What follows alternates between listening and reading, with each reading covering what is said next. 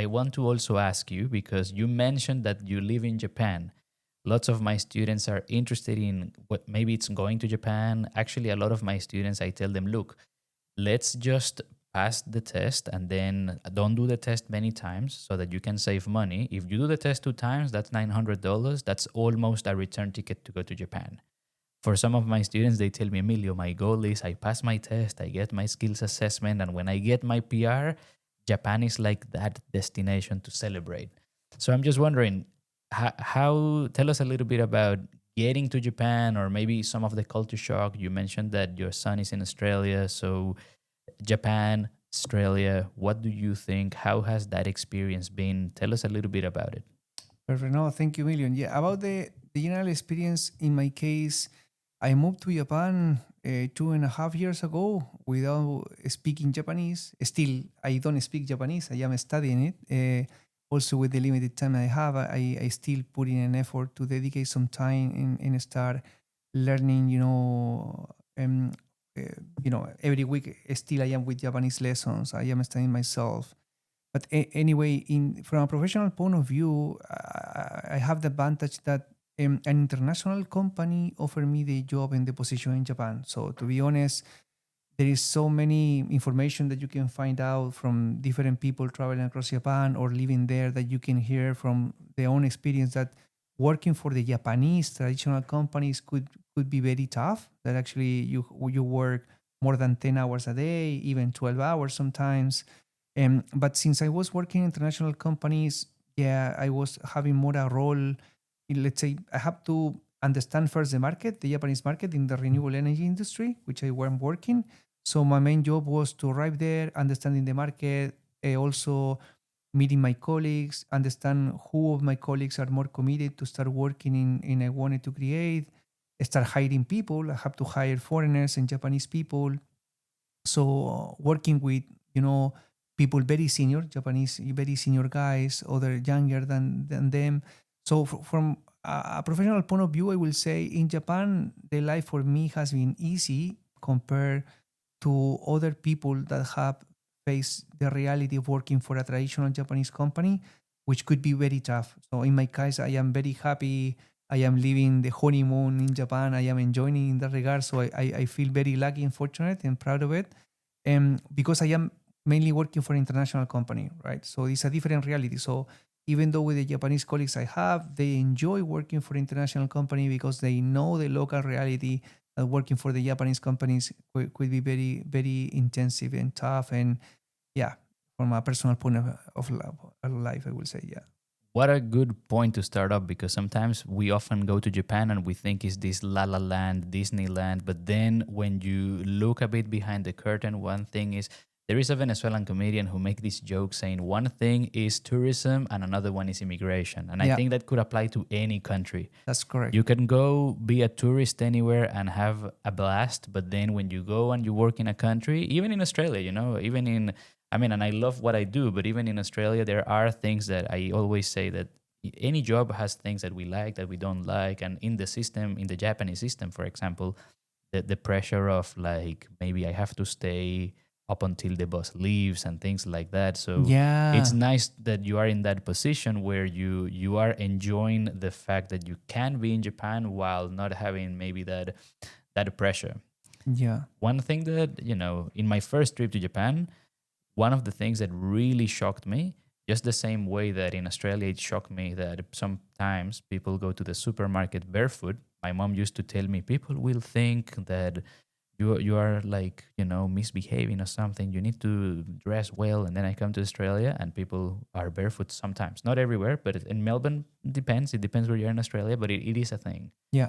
A big culture shock when I go from South America, Venezuela, being in Japan is when I ask my Japanese friend, hey man, where is the camera? And he's like, what camera? Well, the security camera. And they go, no, there is no security camera. To be fair, maybe now there are, but Yeah. this is like over 10 years ago. And I remember thinking, what do you mean there are no security cameras? And my friend is like, Emilio, you just take, this is with items outside of the shop. And then he's Mm-mm-mm. like, Emilio, what are you talking about? You just grab what you want, you enter, you line up, and then you pay for it. And I felt so bad as a Latino. I'm thinking, so people don't take it and don't pay. And he's like, no, Emilio, why would you do that? And that's Yeah. when I thought, oh my God, we have so much to learn from this country. So I'm just curious, what are some culture shocks that maybe you experienced going from Chile to Japan, or maybe between Australia and Japan? Yeah, you know, totally right. Since my son, when I moved to Japan in January 2024, my son moved with his mother in April that year, with the main intention of having my son close to me, and also because I wanted to have my son learning English at a younger age, you know. So I'm sure he can speak better English than me today. In 2 months, Yeah. he's gonna be, running the show for us. That's right. Yeah, yeah, for sure. Yeah. So the main thing I will say in terms of comparison, since I have been able to travel to Australia quite often to visit my son, and I have colleagues here. So when I come to Australia, also I can share, you know, the office with other colleagues, you know, discuss about the project in Australia, understanding the situation, the different challenges. So I can provide, let's say, some personal perception about the culture in the working environment compared to Japan. So yeah, coming back to your point, a lot of things that in Japan, let's say, impact me, you know, is, you know, the cities are very clean, the, you know, the respect, the values, the honesty behind, you know, that the people, they don't have in their mind the need of stealing something. So it's actually from South American countries that we are very afraid of someone else is going to steal something from us, or we're going to get, robbed by somebody else. In Japan, you feel yourself very, you know, safe, you know, compared to other countries. I believe in Australia as well. In Australia, in some areas, we know that, you know, there are some kind of drug issues, you know, Yeah, and it's dangerous depending on the neighbor hood that you are in. But generally, as a country, Australia, I found it quite safe compared to South America, right? I mean, safer. nice. But I will say, in terms of the culture, what shocked me, I mean, I will say that in terms of the value, that in Japan you can go to the coffee shops, leave your cell phone on the table to secure the table, go buy the coffee, then come back, and nobody took it. You know, I mean, this is the kind of things that blow your mind. Even when I was there on holidays with my son the first time in August 2023, always was a kind of dream for me because I love anime and manga. So for Nice. me, it's like being and living in the Mecca, working in something that I really enjoy doing, and also being next in this to Japanese environment. So I am quite happy. But these are one of the things that actually shocked me. Yeah, we can go more into detail about, personal relationship, because also it's a really main topic, because interacting with them, yeah, that could be also another point. I will say none of them are, let's say, quite open. I was lucky that a Japanese colleague invited me to his house, which is not common. Yeah, I was about to So say, yeah, wow. yeah, yeah, he introduced me his family, his son, and he was, I don't know, very very kind to invite me. And when I was telling to the other colleagues in the company that he invited me, everyone was surprised because Oh, they no were never way. invited, before to his house. It actually is very unusual, right? You can tell, right? Of course. Yeah, yeah. So these kind of things, I mean, if you have the, I don't know, I have the soft skill of interacting with people, meeting with people. I try to be, always very honest, and I think the Japanese people, they appreciate that. They would like to keep in relationship alive, but personal life, they put it aside, right? They are more introvert in that regard. They try to speak with their Totally. colleagues in the work, but they at home, not necessarily they speak about their personal life. So yeah, and also I will say, one of the things also shocked me, professionally speaking, in Japan, is that there are some Japanese people that they are more selfish. Professionally speaking, they don't like to share the knowledge because they might think that they are not going to be required or something like that. So Oh, I have okay. met other, for example, foreigners living in Japan more than 10 and 15 years, working in the same industry that I am working, and they are leading Japanese team with other foreigners, and they struggle a lot in leading them because they have Japanese people very individualist, very selfish. So that's why I can see, in my case, I have met some of them, but I can luckily say that the team that I have, because I have Japanese colleagues, that they are very self-committed. They have experience working for international companies, which actually is a kind of a positive point from them, Totally. That's a because big plus. yeah, and they are quite open, at least in listening ideas, collaborate. working as a teamwork, environment. But generally in Japan, they are more well known because of the individualism, right? That they are very self-sufficient. They also sometimes they only do things because they think there is only one way to achieve the results. But I am lucky that I have Japanese colleagues that they are more open-minded. Some of them have worked abroad. Actually, one Japanese colleague, he work and live in Australia for 10 years. So maybe that could be why he's so open, and understanding and Definitely. listening, recommendation from other people. Because if you have only Japanese people that they have lived only in Japan and working with the traditional system that in Japan exists, that also is a kind of hard how to mobilize them, how to work with them because they don't know other culture. And also, it's so interesting. You mentioned many things, and with that last point, I think it's also we have this joke. I remember, I think like maybe amongst foreigners or like even with Japanese people who have been abroad or overseas, it's funny because we would say like if you go to Japan and you say, okay, I want a McDonald's combo, but I want a Big Mac without lettuce. That's like, I mean, in some Yeah, Japanese people's mind, it's like the Big Mac comes with lettuce. We cannot remove it. Or and yes, and correct. I have the opposite. The opposite thing is true because don't clip me on this. With some friends from Australia and other parts of the world, like they have told me, "Oh, Emilio, I want to have this set menu on an izakaya or a restaurant. Oh, can you please ask if they can give you the miso soup without onion?" It's not exactly that story, but imagine that example, yeah. And then I'm like, no, I'm not translating that because I know the answer, and it's like the set menu comes as it is. We are not removing Yeah, the onion from the miso soup, and I tell my friend, look, just order it, and I'll take the onion out of the yeah, soup, or just to also find that midpoint. yeah. Sometimes it's hard because it could be seemed as Japan being too tight, but at the same time, especially like coming from Australia, right? Because Australia is really flexible with all these different dietary options. But that's also something that I think it is worth saying. It's interesting how you, in your experience, you have seen how Japanese people can be more individualistic Mm. because often what we hear and see is that they are like very part of the group, let's say. So sometimes standing out is not good. And this is just to say that not everyone is always like that. There might be, the odd case here and there. And the same thing I tell my students because when they say, oh, Australians are lazy, I'm like, well, not all Aussies are lazy. There is like that no worries vibe and energy and, way of thinking and doing things. But that doesn't mean that all Australians are going to the beach every day and they work 2 hours or things like that. Yeah. So it's interesting that, you mentioned this like different point. Yeah, no, no, and thank you for highlighting the comparison in terms of Australia because here, yeah, the main feeling is like in Australia, yeah, as you said, it's like everyone is relaxed. It's not like that. Of course, that is extreme, and I am not Mm, going to deny that I have met people like that.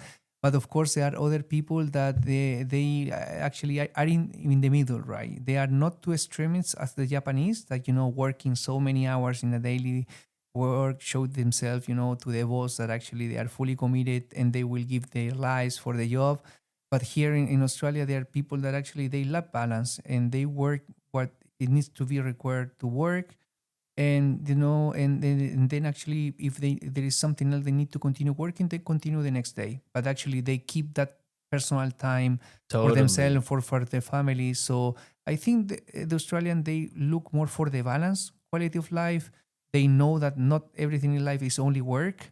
In Japan is seen in the other way around, that actually they ponderate, the honor, the work, actually that is main important. And then comes the family and the wife and the kids, they need to accept it, because the Mm, father true. is working in the industry, and that's how the culture has been set up. And as much as I love Japan, I do like that point of Australia with that balance, as you said. Mm, I feel that the beauty of being in an international company is that maybe you have that. It's 5:30, 6 p.m. And then it's like, okay, look, we'll continue tomorrow. Whereas maybe in a traditional Japanese company setup, it would be like, we are not leaving until the bus leaves, or we are yeah, not leaving until we finish this. And it's like, okay, but it's 9 p.m. We should go. We have to finish. And look, this is also to say that things are changing. This is, I mean, Japan is known for this, but I think like you are pushing more for companies to, let's say, be a bit more relaxed But yeah, that's an interesting distinction. And I would say, from my experience being in Australia, I think here Australians, they really value health in the sense of maybe going to the gym, going to Pilates, being part of a running club. Basically, it could also be engaging with arts or simply doing an activity that it's maybe not necessarily related to work. But at the same time, there are also individuals who they work like a machine, and then they would love being in Japan, staying 12 hours in the office or something along those lines. So it's just interesting how that we have these differences in culture.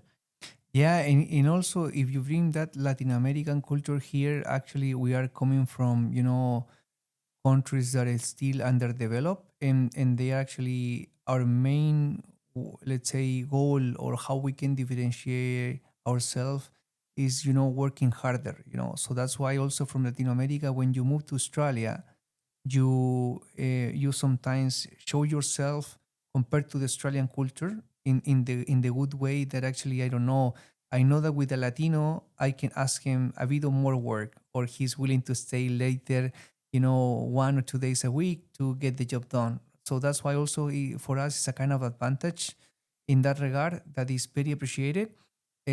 So I mean, it's really good to have the comparison how everything works, in Latin America, Australia, and Japan, because there are different realities, and Totally. mm, One thing that I want to ask you, personal story here.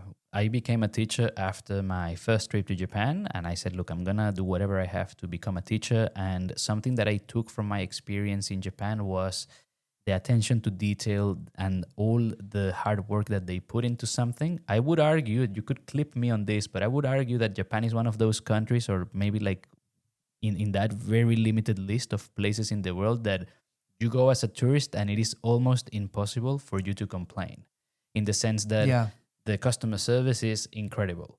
yeah, Hotel rooms are going to be clean. The country is safe. Maybe people will not speak English to you, or maybe they're not going to be as outgoing as you are. I yeah. mean, or like as we are, considering we are Latinos or Aussies, no matter where we're from. But it's hard to be like, no, I don't like that the food wasn't delicious. I don't like that they were mean to me, because that rarely happens. And I try to take that element of, let me just give my 110%, whether it is in my classes, whether it is in my translations, whether it is talking to a student, even with the videos, with the podcast. I want to obviously give my 100%. And maybe people say, look, I don't like Emilio's class, but he's a great teacher, and he took care of me, right? I took that from Japan. So I'm just wondering, is there anything that, since you have been there for a while now, that you have taken into your personal life, whether it is personal, professional? Okay, so I mean, I will say, always I felt attracted by the culture in Japan, the values. When I was at university, I was practicing judo. And besides, I love anime and manga. And I believe, those cool, I mean, watching anime or manga, sometimes you can see the culture, being trespassed to you. So you start taking some kind of, lesson learned about how the culture behave.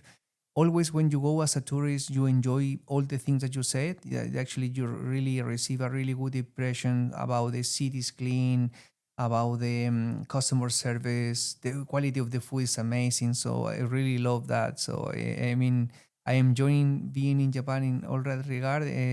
But I will say, from a personal point of view, I mean, I have been enjoying this. I have heard from so many people that they moved to Japan to live and work there just based in the first experience they have visiting Japan as a tourist. And it's totally different. You need to realize, as you previously mentioned at the beginning of this conversation, that being there, living and working is different from being a tourist, right? Because the reality, all my administrative staff, are different in Japan. So, I mean, from a positive side, I think everything works. Sometimes things takes longer when you are established there. If you need, I don't know, to submit a document. I mean, in Japan, the only thing that I can criticize is like the system should be more digitalized, and more improved, taking advantage of the technology, because, as a country, they manufacture a lot of really good technology, but in the culture, in the daily day life, they haven't incorporated this, on their blood, let's say, in the system. Yes. So this is the kind of things that I mean for foreigners, that you say, okay, I admire Japan for the technology, for all the capabilities they have, but in the system, when you're living there and working, you realize that still there are so many things that actually are not digitalized. For example, still some companies using fax, other companies not willing to sign a digital NDA. Actually, they sign it physically with a stamp. So there are so many things that still I think the Japan, will improve over the time.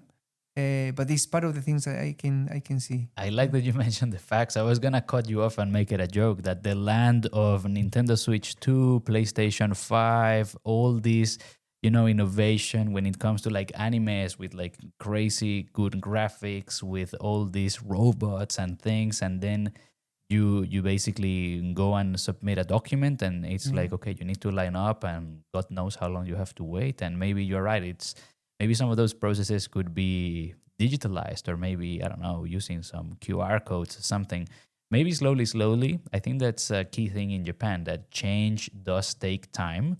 Maybe Mm. they're aware of it, but it's more like we have been doing this for so long that it's really hard to like just change the system all in one go. But it is something that could change. And I like how you mentioned that. I always tell that to people when it comes to going anywhere. And I've had this from, Mm. for example, other Venezuelans who come to Australia after living in Chile for a few years, and they tell me, I would tell them joking like a few, of the Chilean lingo, and they would tell me, "Yeah, no, look, Emilio, I had a really good time," and sometimes, obviously, not everything is sunshine and rainbow, but they do tell me, Chile is a different country. We speak the same language, but you have to adapt a bit to the culture. At times, we Venezuelans were very loud, and we have to like tone it down a bit. Or like my neighbor Yeah. telling me, "Hey, man, I know you're happy that Venezuela won the World Cup in baseball, woohoo!" But you need to, I mean, let's relax a bit. And I think that this is key. No matter where you go in the planet, like trying to adapt is going to definitely make it for a better experience, right? Yeah, of course. I think if you don't come with an open mind, it will be very hard for you to adapt yourself, because I have met people that they went to Japan, they live 1, 2, 3 years, and they saying, okay, my honeymoon is done. Right now, this is not what I'm expecting to, because I have, let's say, my experience as a tourist. Now living here is different. So some people they got disappointed, but in my case, that I am on my way to accomplish 3 years here, um, 3 years is different, because always I was, let's say, quite open minded in understanding, Yeah. that you need to adapt yourself to the culture. So that's how I have been able to navigate closing business, being in Japan without speaking the language, first of all, just using, let's say, soft skill, understanding the culture, how to approach, with which person you need to communicate. So, I mean, it's just surfing and enjoying the reality. As long as you are very respectful, you follow the rules and the norms, in the country, everything will be perfect. Totally, and I would also add to what you're saying. I remember I make this joke in class a lot. Some of my students will probably know, and it is that I heard someone saying something along the lines of, "Oh, I didn't like Japan and I went as a tourist. And look, I'm not Japanese, but a part of me was offended." I'm like, "What are you talking about?" And then Yeah. this person complained about, "No, I didn't like the food." And a part of me is double offended. I'm like, what are you talking Yeah, yeah, about? It's yeah, like the yeah. land of sushi, freshly cut salmon, and this and that. And Where then did he go? It's and like, then and then I was like, well, what did you have? And then this person tells me a bit about, their preference, and it's like, oh, I don't like raw fish. I actually don't eat much meat. And then I really don't like noodles that much. So a part of me is like, my friend, you just picked the wrong country. It's not Japan, it's maybe you. yeah, And don't clip me on that, yeah, yeah, because it's yeah, the yeah. same as if we say, look, I don't like pizza, I don't like pasta, I don't like bread, carbohydrates, then and I don't like coffee, then well, maybe Italy is not the best country for you to go. Yeah, I'm of not saying course. that Italians only eat pizza and pasta, but you know what I Yeah, mean, yeah, right? I As understand. I in, understand. you're not, if you put yourself in a position where there is something you may or may not like, then obviously that's going to be more different. So I think having that open mind, whether it is Japan, whether it is Australia, it can really help you, whether it is any country, Interestingly, I feel with Australia, sometimes from South America, we hear like, "Oh, I'm just gonna go to Australia. I'm gonna start working, and in 3 months, I'm gonna buy two apartments in my country. I will pay all my debt, and then I'm going to go on private jet and this and that." So there is this idea that we're gonna come to Australia and become millionaires, and then when you notice that the cost of living is high compared to how it is back home, and then you Yeah, go, "Yeah, you earn more, but you also pay more." So I think that's right. Yeah. putting things in perspective definitely helps. Yeah, no, actually, it's a really good point that you point that out. But because when it comes, let's say, to the minimal uh, payment, that actually you receive one in Japan compared to Australia, I think Australia they pay you, let's say, the minimal amount. Of course, is twice the one in Japan. Yeah, And per hour. So, for example, some people they do go in there, they do working holiday, and as you say, here you can earn more money in an hourly basis, but it's still the life cost is higher compared to Japan, depending where you're living, the city, either the countryside or Tokyo. But I will say that everything, let's say, needs to be adapted according to what the particular person is looking for, right? Which is the experience of that you're looking course. for. So I mean that's the main thing I can also add as a comment. Yeah. And look, since we are talking a bit about Australia, about Japan, and we're getting close to the end, I'm curious. Let me bring you back to Australia, mate, and ask you, since you mentioned also skills assessment. I mean, Australia also has really good things because cost of living is one that is a big, let's say, oh, it's expensive. But I'm Mm. sure Australia has good things. What are some things that you like about Australia? No, I mean also Australia. I love, which is great continent, and also they have beautiful landscape. I have been able to visit it at least. I've been here in Melbourne, in Victoria, Sydney, in New South Wales, and in Queensland. Also, I love Brisbane. I have been in Sunshine Coast, Gold Coast, in the north, and I really enjoy the different kind of weather that you can find here. Still, I have on my list Tasmania, going to Oh, Perth. So at some point I will go. But I will say I love that you have this possibility of selecting where you could live. So you just need to find yourself according to your job or what you love to do, where you feel more comfortable, right? For example, if you ask me from a weather point of view, I would love to live in Brisbane because I really love sunny days, living near to the beaches. For me, it's my preference, right? But from a cultural point of view, also, I love coffee. So in Melbourne, I really love coffee. of And my son is course. here, of course. And I think here, in terms of diversity, in the south part of Australia, I believe that there are more diversity here in Melbourne compared to other locations in Australia. I think that if you are start going to the north, you have more, let's say, local people. You will meet more Exactly. Australian or more English native people, which is good depending what you're looking for. But if you are, someone that wants to, depending on your purpose, right? If you want to interact with different cultures or cultures that are communities from your own country, most of the people they choose either Melbourne or Sydney. Both they have really large communities, but of course are also Chilean, for example, living in Brisbane Hmm. like other Latinos. So I will say, yeah, I love that. Also in terms of the workspace, Australia is needing so much, labor work, a lot of people. So I see plenty of opportunities, either though in construction, energy, mining, industry, in Chile, we always compare Australia with Chile because we have similarities on the energy aspect in the mining Oh, industry. interesting. So both countries they have a lot of Australian companies are working also for Chile, and some Chilean companies, Latin American companies are have established business in Australia, and Oh, let's say more tied or next to the mining and energy industry. So this is one of the things I really like, the possibility that being in Australia, at least with South America, with Chile, we are lucky that we have a direct flight. So we can true. also we be there, in just 12 to 14 hours, depending on the direction. But I think it's really well positioned. Also in Australia, being here, you have the option to move to Southeast Asia, also visiting countries, give you that kind of advantage that you are here in a working holiday, or if you're capable of saving money, you can also travel around, meeting other countries. It's what if it's that what you love. Also, the culture in terms of music.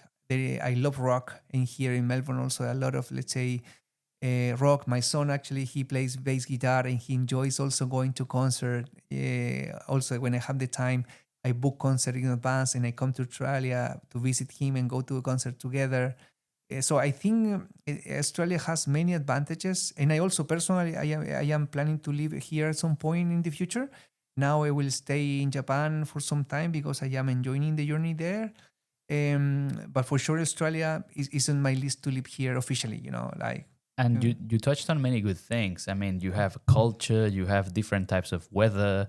I would say that the vibe of no worries, like having that flexibility, especially for example, I'm sure you guys know when it comes to working professionally, like we said, maybe compared to other countries, if you talk to your boss or you talk to your team leader, you could say, "Hey, look, I want to take some day off." Yep, no worries, man, all good. Or maybe you are stressed for whatever reason, and they take mental health seriously. So I think there are many, many pluses. I think the only thing that I would say it's quote unquote bad is that the distances are way too long. It's like, oh, I want to go to this beautiful landmark. And then it's like, yeah, you just have to drive for 5 hours. And you're like, oh yeah. my God. But even in that, there is the beauty of the road trip. And, in my experience helping people with exams or with translating documents, I've met engineers who live in like coastal New South Wales and then they live in like a country town in front of the beach and they are like engineers, and the Mm. opposite is true. People who maybe work in different industries or different areas, and even that, I feel like Australia has that flexibility. I like how you mentioned that, where regardless of what you do, there is a high chance that you could just look at the map and go, I want to live there. But we, of course, with some, exceptions, like maybe if you're an Yeah. engineer, I'm not saying don't go to Gold Coast, but maybe Gold Coast might not be the best target. Let's say maybe Brisbane, yeah, or like a bigger city, Yeah. but there is that possibility, and I think that's a big plus that Australia offers. Yeah, actually, just to complement in that part, I one of the positive aspects in working here is the flexibility because I wasn't sure how it was before the pandemic, but at least my main impression is that there are so many companies that they allow you to live in one part of the country, and even you are the one affording the flights, you can choose the place where you live, and they allow you a lot of work remote. So I have met people that actually in my industry they go to the office once, 2 times a week at maximum, while in Latin America is the opposite. You need to go at least 3 days to the office and do Exactly. remote work. And so here, at least there is that kind of confidence, or I don't know, the recognition or flexibility for the work environment. So allows you to have that kind of option. Christian, we touched up on so many good things, but I always do towards the end this like final message. What is something you would like to share with our listeners, whether it is about the exams, culture shock, learning English? The stage is yours. What would be your final message to Ah, anybody I watching? will. Yeah, I will say independently of that. I mean, living in another culture, or yeah, I mean, if you want to, I mean, from a life point of view, always is a really good experience having the possibility of living abroad, right? I know that it's not for everybody, but the people that take the chances of moving to another country, learning a new language, always you're going to gain something very valuable, for your future. In the end, we are people, we will get older, and at some point we will look back and will say what I have done with my life. I am the kind of people that I want to do things that I love.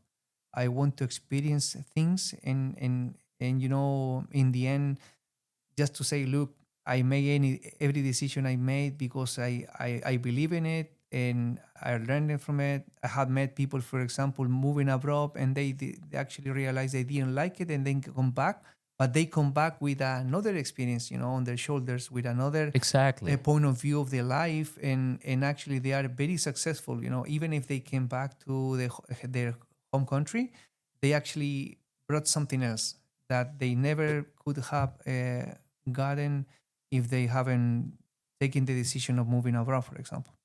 Look, I'm going to leave the episode as it is because it's just incredible. I couldn't agree more. Christian, thank you Perfect. so much for coming. I'm sure that, look, I had a fantastic time interviewing you. I hope you also had a good time. No, for sure. Thank you, Emilio. And Yeah. obviously to you guys watching too. So big thank you for the support. And look, I'll see you guys in another video.